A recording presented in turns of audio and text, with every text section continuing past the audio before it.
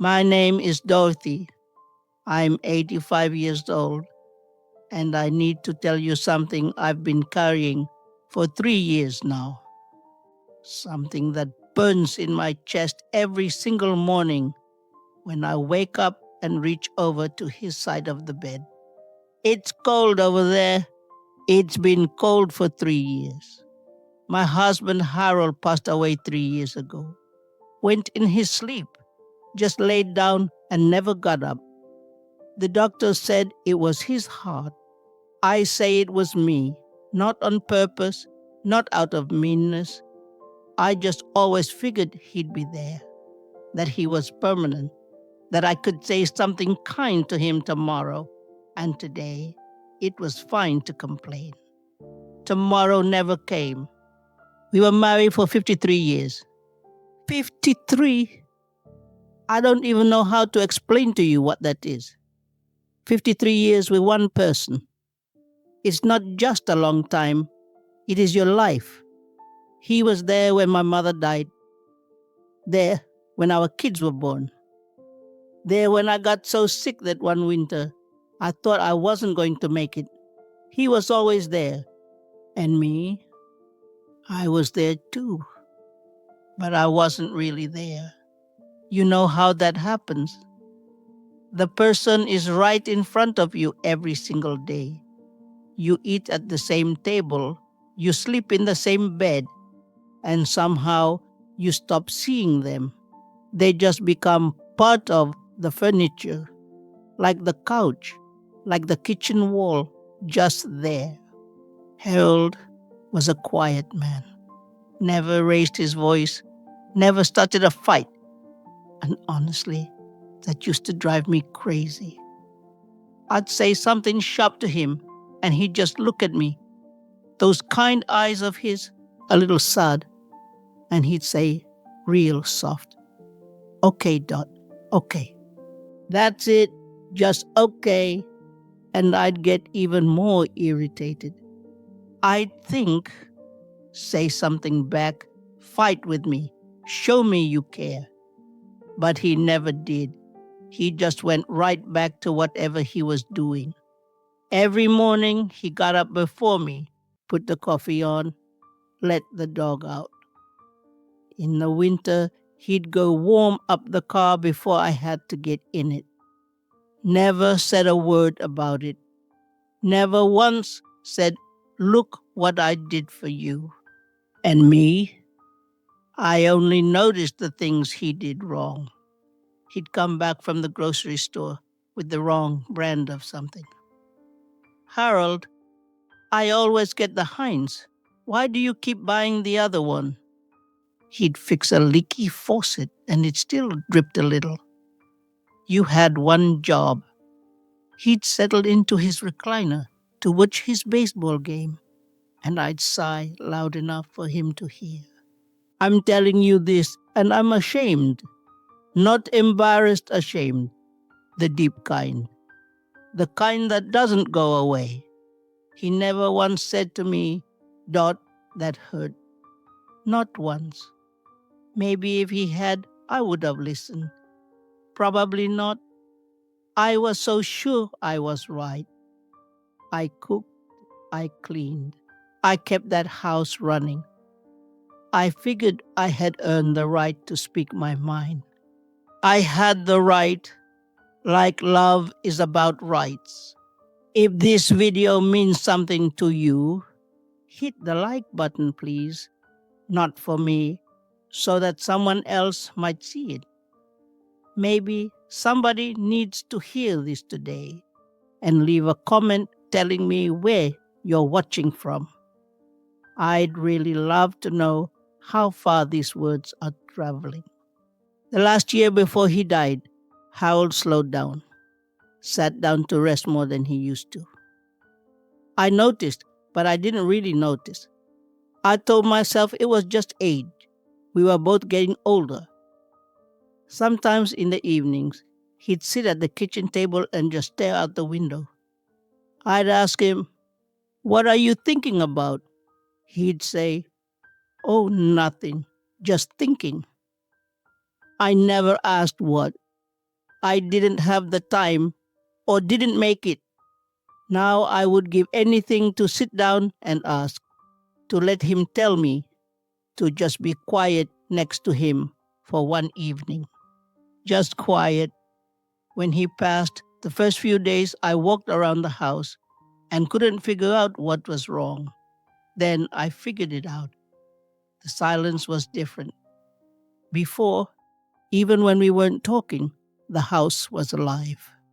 He breathed. He snored a little. He'd mutter something in his sleep. Now the silence was just empty. I was going through his things about a month after the funeral, and I found his little notebook. He always kept one in his shirt pocket, the small spiral kind.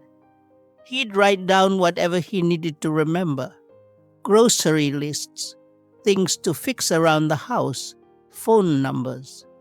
And on the very last page, in handwriting that was shakier than I remembered, his hands had been bothering him near the end. It said, "Tell Dorothy you love her. Don't forget." He wrote himself a reminder to tell his wife he loved her. So he wanted to say it. He was planning to say it. He was scared, maybe, that I'd wave him off, that I'd say, "Oh, Harold, stop being dramatic." Or maybe he just couldn't find the right moment because I was always busy, always somewhere else in my head, always with something more important to do. I sat there holding that notebook for a long time. I didn't cry right away. I just sat. And I thought, this is it. This is what I did. I lived 53 years next to a man who had to remind himself to tell me he loved me because he wasn't sure I'd let him. That is the saddest thing I have learned in 85 years on this earth. Not illness, not loss. This, that the person next to you can feel completely alone. Now, I don't want you thinking Harold was miserable. He wasn't. He loved our kids. He loved our grandchildren. Lord, those grandchildren lit him up. He loved his vegetable garden out back, loved his baseball, loved when I made pot roast on Sunday afternoons. And he'd come in from outside and smell it from the back door and holler. Now, that's what I'm talking about. Those Sunday pot roasts might have been the best of us. Why didn't I do that every week? Why did I wait for a reason to just be happy together? So here's what I want to ask you. If you have a husband, a wife, a mother, a father, a brother, a sister, someone right there in your life that you've just gotten used to, stop for a minute. Look at them. Really look. Not when they've done something wrong. Not when you need something. Just look at them the way you did when you first knew them. Say something good. Not because it's their birthday. Not because you want something. Just because. I'm glad you're here. Thank you for being with me. I love you. The simplest thing in the world, and somehow the hardest. Don't wait for the right moment. The right moment is right now. There isn't another one guaranteed. I know this for a fact. I learned it the hard way. You know what I do every morning? I get up. I put the coffee on the way he always did. And I say out loud, "Good morning, Harold." Sounds foolish, doesn't it? 85 years old, talking to an empty kitchen. But it helps me. I feel like he hears it. I feel like somewhere he's saying he's okay. Dot. only now, without that little bit of sadness in his eyes. Now, it's peaceful. I really hope that's true. My daughter Karen is in her late 50s, lives about 4 hours away, calls every Sunday without fail. And every time we hang up, I tell her, I love you, Karen.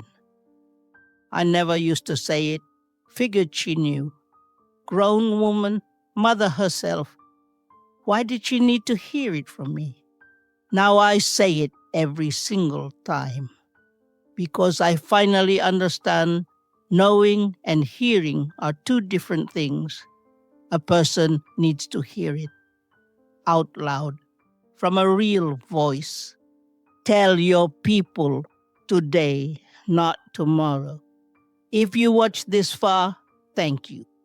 Please subscribe to the channel and leave a comment below. Tell me what city or state you're watching from. I read every single one. It matters to me more than I can say, knowing there are real people out there listening. I think about this sometimes. If I could go back, just one day, any day out of those 53 years, what would I do? I wouldn't go anywhere special, wouldn't plan anything. I'd just sit at the kitchen table with him, drink my coffee, watch him read the newspaper. He liked the actual paper, right up until the end. I'd just look at him, and I wouldn't say a single unkind word. That's all I had to say. Live your life, see your people while they're still here. Because after, it gets real cold.